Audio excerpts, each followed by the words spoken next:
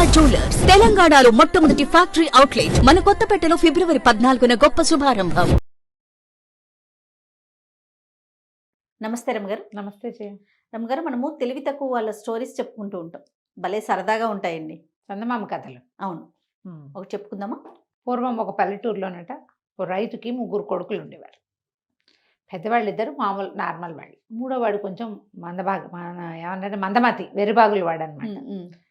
బాగానే నడుస్తూ ఉండేది. ఏదో తండ్రి ఉన్నన్నాళ్ళు నడుస్తుంది కథలు. పాపం ఏమైంది, తండ్రి కాస్త గతించి ఉన్న ఇల్లు వాకిలి పొలం పుట్రా గొడ్డు గోద అన్నీ పంచుకోండిరా అని చెప్పాడు వెళ్ళిపోయేటప్పుడే ఆయన. వీళ్ళు ఏం చేశారు, అన్నీ పంచుకున్నారు. పంచుకుని తమ్ముడిని ఏదో ఒక పక్క నుంచి వాడి వాటాకు ఒక రేకు పెట్టి మాత్రం ఇచ్చారు. తెలుగు తక్కువ వాడికి. పొలం అంటే వాడికి ఏదో గొడ్డు గోదా భాగాలు వేస్తారు కాబట్టి ఈ గొడ్డు నాదని వాడి ముందే వాడు పోషిస్తున్న ఎడ్లు గిడ్లు ఉంటాయి కదా, పని చేయించేవాళ్ళు వాడితో. అవి వాడి వాటాకు పోయేవి. సరే అవి పోయినాయి, మొత్తానికి సెట్ చేసుకున్నారు. వాడు అక్కడక్కడే తిరుగుతూ ఎవరింట్లో అన్నం పెడితే వాళ్ళ ఇంట్లో అన్నం తింటూ తిరుగుతూ ఉండేవాడు. మరి తల్లి అంటే తల్లి ముందే లేదు పాపం వాళ్ళకి. సరే ఏమైంది, వీళ్ళు ఏం చేశారు, ఇద్దరు రైతు కొడుకులు కదా, ఆ పొలాలు వేసుకుని చిన్న చిన్న చేలేవో మెయింటైన్ చేసేవాళ్ళు, కూర నార పండించేవాళ్ళు. ఆ తర్వాత ఏమో చెరుకు గడలు అవి ఉండేవి, చాలా ఎక్కువ కాదు కొద్దిగా ఉండేవి. మొక్కజొన్న కండలు వచ్చేవి.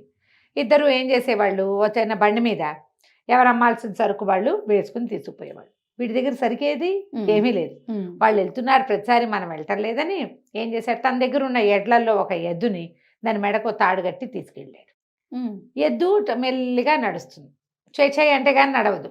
దాన్ని నడవనిచ్చాడు, దాని దారిని దాని అది పోతుంది, దాని వెనకాల పడి వెళ్తున్నాడు. సరే అన్నయ్యలేమో ముందు వెళ్ళిపోయారు.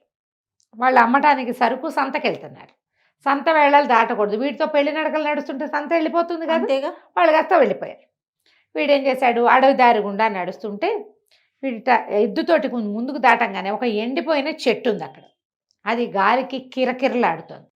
దాని కిర్రు కిర్రు కిర్రు చప్పుడు వీటికి ఎలా వినిపిస్తుంది అంటే ఎంత ఎంత ఎంత అలా వినపడింది. అడిగింది అనుకున్నాడు. బొంగురు గొంతుతో అడిగారనుకో అటగే వినపడుతుంది. వీడు ఎవరా అని చూశాడు. అక్కడ ఎవరు కనపడ్డారు, గాలికి ఊగుతూ కిర్కిర్ అని శబ్దం చేస్తున్నటువంటి ఎండు చెట్టు కనపడింది. ఏమిటి, నా ఎదురు కొంటానంటావా అన్నాడు. మళ్ళీ కిరికిర్ అంది. ఎంతంటే 20 రూపాయలు అన్నాడు. మళ్ళీ కిరకిరలాడింది చెట్టు.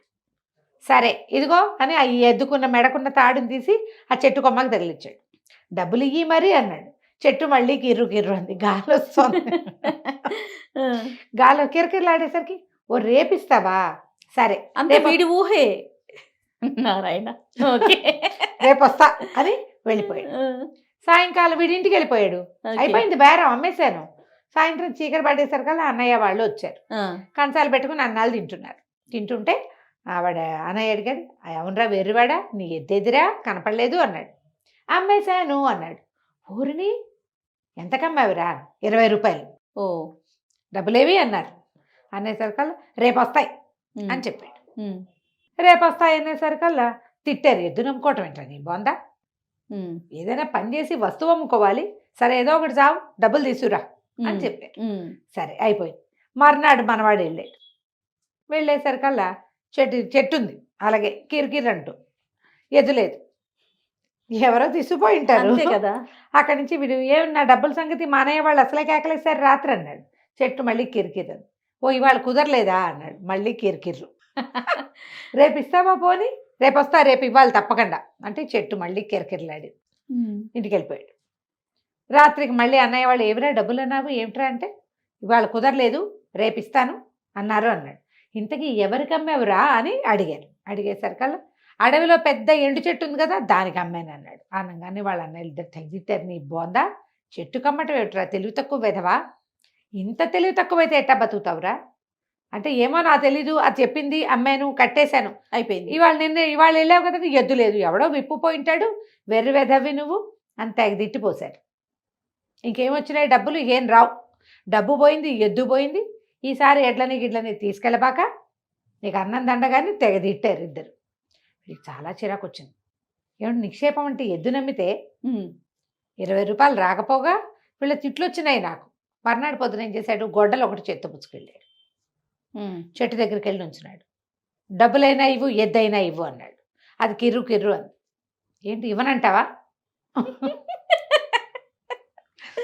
మళ్ళీ కిరికిరన్ నీ అంతు చూస్తా నేను, మొత్తం పేళ్ళేసేస్తా, మర్యాదగా చెప్పు, డబ్బులు ఎక్కడన్నాయో కక్కు, లేదా పేళ్ళేసేస్తా నిన్ను అన్నాడు. అనేసరికి అది కిర్రు కిర్రు, ఏం చేసుకుంటావో చేసుకో అంటోందనమాట. అదే కదా. నీ సంగతి చెప్తానుండని చెట్టు మొత్తం కొట్టేశాడు వాడు. అన్ని పేళ్ళు కొట్టేసరికల్లా అది పాత చెట్టు, దానికి ఒక తొర్ర ఉంది. ఎవరో దొంగలు ఆ తొర్రలో డబ్బులు దాచుకున్నారు. వావ్, వీడు అక్కడి దాకా వచ్చేసరికి ఆ తొర్రలో నుంచి డబ్బులు కనపడ్డాయి. వీడు ఏం చేశాడు, గబుక్కున చేతులు అందులో పెట్టి 2 గుప్పెళ్ళతోటి గుప్పెడు డబ్బులు నాణేలు తీసేసుకుని జేబులో కుక్కేసుకున్నాడు. పరిగెత్తుకుంటూ వెళ్ళాడు ఇంటికి. అన్నయ్య వాళ్ళు ఆ పూట సంతకెళ్ళాల, ఇదిగో డబ్బులు వచ్చేసినాయి, చెట్టు ఇచ్చేసింది, ఇవే కాదు ఇంకా బోల్డ్ ఉన్నాయి ఎక్కడన్నాడు. అవన్నీ తెచ్చుకోవటం రాదు వాడికి, తెలీలా. వాడికి అంతే తెలుసు. కుప్పెళ్ళతోటి తీసుకుని నాణేలు జేబుల్లో పోసుకుని తీసుకొచ్చాడు. అన్నయ్య వాళ్ళని, ఒరి నీ కడుపుడక ఏమిట్రా అది అంటే, ఆ చెట్టుని కొట్టేశా, పేళ్ళేస్తానని బెదిరించా, అది సరేనంది, ఇష్టం ఉన్నట్టు చేసుకోపో అంది. ఓహో, చేసేసా. చేస్తే అందులోపల డబ్బులున్నాయి. డబ్బులున్నాయి. అది డబ్బులు దాచుకునే లేవంటోంది దొంగ మొహం అని. మన 20 కాకుండా ఇంకా చాలా తెచ్చాను, ఇంకా అక్కడ బోల్డ్ ఉన్నాయి అనగానే వాళ్ళ అన్నయ్య వాళ్ళు వాడి నోరు నొక్కేసి పదరా వెళ్దామని చెరుకో 2 సంచులు పుచ్చుకుని తమ్ముడిని వెంట పెట్టుకుని అక్కడికి వెళ్ళారు. వెళ్ళాక ఏమైంది, 2 సంచులు వచ్చినాయి. బాబా 2 సంచులు నింపుకున్నారు.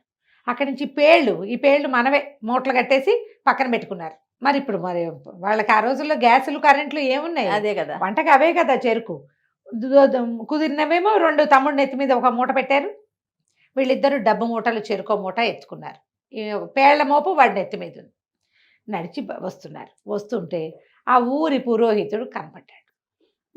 ఏమిట్రా అన్నదమ్ములు ముగ్గురు ఎక్కడికో వెళ్తున్నారు, సంచులతో మూసుకొస్తున్నారు, ఏమిట్రా అవి అన్నాడు. అనేసరికి వీళ్ళిద్దరూ సైగ చేసుకుని దొండకాయలు మేస్తారు అని చెప్పి అన్నయ్యలిద్దరు దొండకాయలు అన్నారు. మరి మన తెలివైన మనవాడు చిచ్చి పురోహితుడికి అబద్ధం చెప్తారా, బుద్ధి లేదురా మీకు, పెద్దవాడికి అట్లా చెప్పకూడదు, డబ్బులండి దీని నిండా అన్నారు. Very good. అనేసరికల్లా వాడు పిచ్చి పెద్దవండి అలాగే వాగుతాడు, వాడు ఏం కాదండి అన్నారు వీళ్ళు. అనేసరికల్లా ఆయనకి వీడు అమాయకుడు అబద్ధాలు చెప్పడు, పైగా వాడికి ఒక ఉద్రేకం. వాడేం చేశాడు, అన్నయ్యని తిట్టేసి, ఇటు అబద్ధాలు చెప్తావా, నాన్న ఇటాగైనా మనకు నేర్పించాడు, నిజాలు చెప్పద్దు అని ఓ సంచి ఓపెన్ చేసి చూడండి, ఓపెన్ చేసి చూపించాడు, ఇవిగోనండి డబ్బులు. ఓకే. అనగానే అంత డబ్బు అట్లా చూసేసరికల్లా అబ్బో డబ్బే అని ఆయన ఇట్లా 2 చేతులు అందులో పెట్టి ఇట్లా తీయబోయాడు. డబ్బులు మనవి అని ఫిక్స్ అయ్యాడు కదా. ఇవి ఎర్రివాడు ఏం చేశాడు, ఏంటండి అదేం పని చేస్తున్నారండి చూపిస్తే అని చేతిలో గొడ్డలు ఉంది కదా అది పెట్టి ఒక్క పెట్టాడు ఆయన నెత్తి మీద. ఎక్కడ తగిలిందో ఆయన పైకి హరీమన్నాడు. అనగానే వీళ్ళు నిర్కాంతపోయారు. ఎంత పని చేసావురా, ఇప్పుడు ఎట్టా ఇవన్నీ ఊళ్ళో వాళ్ళకి తెలిస్తే డబ్బులు పోతాయి, ఈయన చంపినందుకు లేనిపోని పాపం, మనకి పాపం ఒకటి, శిక్ష రెండోది డబ్బుకి డబ్బు పోతుంది. అందుకని పట్టు ఎవరు రాకుండా పూజ చేద్దామని ఓ చోట గొయ్యి తీసి ఆయన పాతేశారు. పాతేసిన తర్వాత వాళ్ళకి డౌట్ వచ్చింది. సాయంత్రానికి ఇంటికి బయలుదేరి వెళ్ళిపోయారు. వెళ్ళాక పెద్దవాడు చిన్నవాడు మాట్లాడుకున్నారు, ఒరే రేపొద్దున ఎవరైనా అడిగితే పాతేసిన చోటు చూపిస్తాడేమోరా, ఓ పని చేద్దాం, మన మేకల్లో ఓ మేకను చంపేసి అక్కడ పాతి పెట్టేద్దామని ఇవి ఇంకో గొయ్యి తీసి దూరంగా వీడికి తెలియకుండా వీడికి చెప్తే పంపం చేస్తాడు వీడు. అందుకని చెప్పకుండా దూరంగా ఎక్కడో తీసి ఈ బ్రాహ్మణాయన్ని తీసుకెళ్ళి అక్కడ పాతేసి, అయ్యగారు మమ్మల్ని క్షమించండి, మీ పేరుతోటి అన్నదానం చేస్తాం, మీ ఇంట్లో 2 గుప్పెలు డబ్బులు ఇచ్చేస్తాం, కానీ మొత్తం సంసారం అంతా గుల్లైపోతుందండి మా తమ్ముడు పొరపాటు వల్ల, మమ్మల్ని క్షమించండి అని ఆయన కాళ్ళు పెట్టుకుని దండాలు పెట్టుకుని మూసేశారు. మూసేసి తమ మేకల్లో ఒక బలిసిన మేకను ఒకదాన్ని చంపేసి అక్కడ పాతేశారు. ఈ మొదటి గోతులో పాతేశారు. పాతేసేసారు, అయిపోయింది. 3 రోజులు గడిచినాయి. ఓకే, జస్ట్ 3 రోజులే. ఇంతలో పురోహితుడు కనపట్టలేదని ఊరంతా చెప్పుకున్నారు. చెప్పుకున్న తర్వాత వీడిని మంచినీళ్ళు తెమ్మంది వదిన. మంచినీళ్ళు తెమ్మంటే బావి దగ్గరికి నీళ్ళు తోడబోయాడు మనవాడు. నీళ్ళు తోడుకొస్తుంటే అమ్మలక్కల ఏలక్కల అందరూ మాట్లాడుకుంటున్నారు. ఎటా ఏమైపోవటం ఏంటండి, చంపేసి పాతేస్తే కాదుటండి మేము అన్నాడు. అనగానే వీళ్ళంతా తెల్లబోయి, ఒరే చంపేయటం ఏంటంటే, అవునండి డబ్బుల పేరు ఎత్తాడు. ఎత్తితే మాత్రం నేను మా అన్నయ్య మేమంతా కలిసి డబ్బుల మూటలు తెచ్చుకుంటుంటే పురోహితుడి గారు కనపడ్డాడు, డబ్బులు తీసుకోపోయాడు, నేనేమో గొడవలు పెట్టి కొట్టాను, ఆయన్ని పాతేశాము అనగానే పట్టు పద, ఆ డబ్బుల సంగతి ఏంటో మీ సంగతి ఏంటో చూద్దామన్నారు. అక్కడ దాకా వెళ్ళారు. వెళ్ళాక నువ్వే తవ్వన్నారు. మొదట పాతేసాం కదా, పైగా వాడు బండవేతవా తవ్వాడు. తవ్వాక ఏమండి పురోహితుడి గారికి గడ్డం ఉంది కదండి అన్నారు. అవును అవును అవును అన్నారు.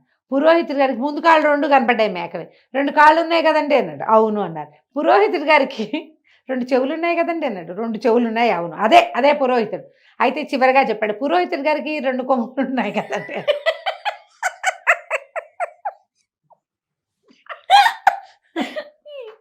కొమ్ములు ఉంటావేట్రా, ఆయన కొమ్ములు ఎందుకు ఉంటాయిరా, అసలు ఇందులో ఏముందని దూరంగా నిలబడ్డారు. 3 రోజులు అయింది పాతేసి, వాసన వస్తుందని బండవేధమని వీడిని తోసారు ముందు తవ్వమన్నారు. అక్కడి నుంచి ఊరు పెద్దలంతా గబగబా ముందుకు వచ్చి చూస్తే ఏముంది, మేక మొహం కనపడుతుంది. 3 రోజులే అయింది కదా, దాని మొహము కొమ్ములు ఉన్నాయి. ఫ్రెష్ గానే ఉంది. మరీ ఫ్రెష్ కాదు, ఒక మాదిరి ఫ్రెష్. నిర్ఘాంతపోయింది, ఇదేమిటి మేక ఉంది. బరమ్మ గారి కళ్ళల్లో నీళ్ళు వచ్చేసినాయండి నాకు. ఓకే, మేము పాతేసామండి అంటాడు వీడు. వాళ్ళ అన్నయ్యలు వచ్చి ఏంటండి వీరి మీద మేక చచ్చిపోయిందండి, దానికి ఏదో పురుగు ముట్టింది. వీడి దగ్గర చెప్పాలా, ఎదురుగుండా చెప్తే వాడు కాదంటాడు. పెద్దవాళ్ళని పక్క తీసి పాతేసామండి, పురుగు ముట్టింది, దాన్ని తినకూడదు కదా, అందుకని ఇట్లా చెరువు పక్కన అవతల పక్కకు పాతేస్తే మెల్లిగా అదే మట్టిలో కలిసిపోతుందని పాతేసాము. వాడికి ఎట్టా అర్థమైందో ఇట్లా అర్థమైందండి అనేసరికల్లా వీడు ఇది తప్పు చెప్పాడు. డబ్బుల సంగతి నిజమని వీళ్ళు ఎట్టా నమ్ముతారు? అసలు విషయం తప్పు చెప్పాడు కదా. దాంతో జనాలంతా వీడు ఒక వేరు విధమని పాతేయరా పాతే కనపడ్డాడులే పురోహితుడిని పాతేయించారు. తర్వాత వాడు ఎప్పుడే నిజం చెప్పినా ఎవరు నమ్మేవాళ్ళు కాదు. పాపం. తర్వాత వీళ్ళు ఏం చేశారు, అన్నయ్య వాళ్ళు వాడిని ఇంటికి తీసుకుపోయి ఏదో మెల్లిగా పెళ్లి చేసి, ఓ తెలివిగల పిల్లని తెచ్చి పెళ్లి చేసి మేనేజ్ చేసుకోమ్మా అని చెప్పారు. వాడికి ఓ ఇల్లు వాకిలి కట్టించి ఓ 4 గొడ్లు కొనిపెట్టి గొడ్ల పని చేసుకునేలాగా చేశారు. చనిపోయిన ఊరి పురోహితుడికి ఓహో ఇంత డబ్బని ఇచ్చారు. మా నాన్న పేరుతోటి ఇవ్వదలుచుకున్నామని చెప్పి డబ్బు ఇచ్చేశారు. కథ కంచికి మనం ఇంటికి. సూపర్ రమ్మగారు, ఎక్స్ట్రాడినరీ. రైట్ అండి, నమస్తే. నమస్తే.